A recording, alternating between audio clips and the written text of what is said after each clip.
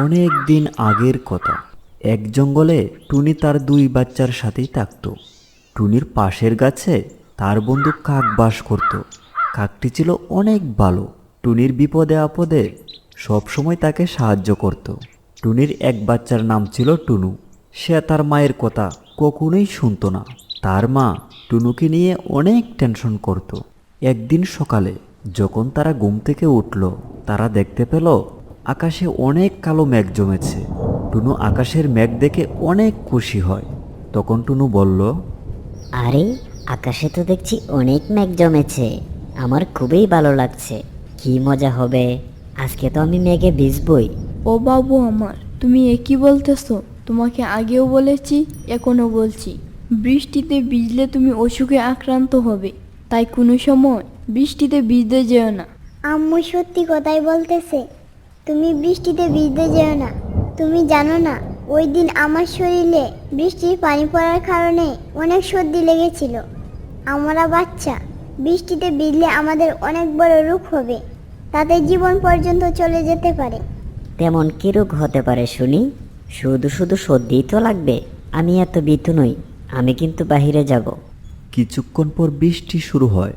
টুনু সেই বৃষ্টি দেখে অনেক আনন্দিত হয়। কিন্তু টুনুর মা টুনি তাকে বাইরে যেতে মানা করলো এবং টুনি খাবার আনতেও বাইরে যাইল না। বাসায় যা জমানো খাবার ছিল, টুনি ও তার বাচ্চারা সেগুলো খেতে থাকলো। দিন শেষ হয়ে রাত নেমে আসলো, তবু বৃষ্টি কিছুতেই থামছে না। আর অন্যদিকে কাক তার ঘরে বসে ভাবছে, আরে সকাল থেকে রাত হলো, এখনো বৃষ্টি থামার নাম নেই। না জানি টুনি ও তার বাচ্চারা কি করছে। আচ্ছা যাই, তাদের একটা নজর দেখে আসি।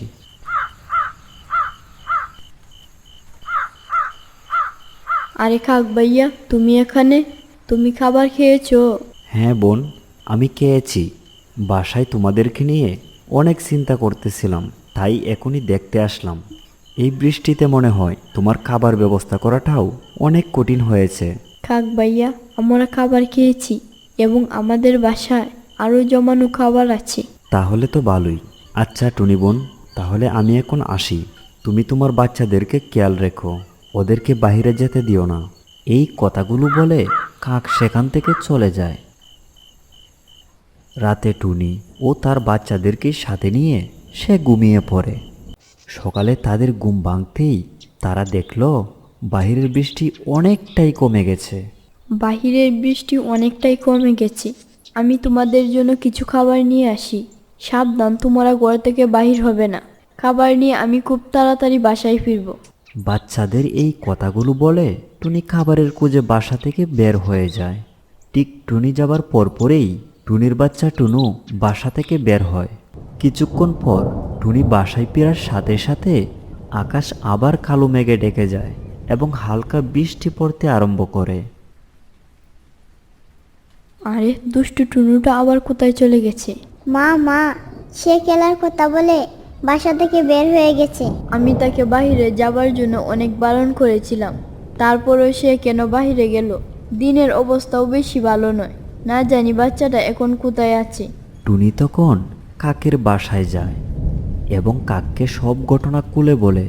সব শুনে কাক বলল, টুনি বোন, আমাদের বসে থাকলে চলবে না, এই বৃষ্টিতেই তাকে খুঁজে বের করতে হবে। কাক ও টুনি বৃষ্টির মধ্যেই টুনাকে খুঁজতে বের হয়। কিছু দূর যাবার পর টুনুকে মাটিতে পড়ে থাকতে দেখলো। তখন টুনি ও কাক মিলে টুনুকে বাসায় নিয়ে আসলো। মা, আমার শরীর অনেকটা খারাপ লাগতেছে। আমি খুবই অসুস্থ মা, প্লিজ কিছু একটা করো। আমি তোমাকে আগেই বলেছিলাম বাইরে না যেতে। আমার কথা না শুনে কেন তুমি বাইরে গেলে? তুমি কোনো চিন্তা করো না, তুমি খুব তাড়াতাড়ি সুস্থ হয়ে উঠবে। কাক টুনুর জন্য ঔষধ নিয়ে আসে এবং 2 দিনের ভিতরে টুনুর শরীর ভালো হয়ে ওঠে। এরপর থেকে টুনু তার মায়ের কথা মেনে সব কাজ করত। তাহলে বন্ধুরা, এই গল্পটি থেকে আমরা যে বিষয়টি শিখলাম, আমরা সব সময় বড়দের কথা মেনে চলবো।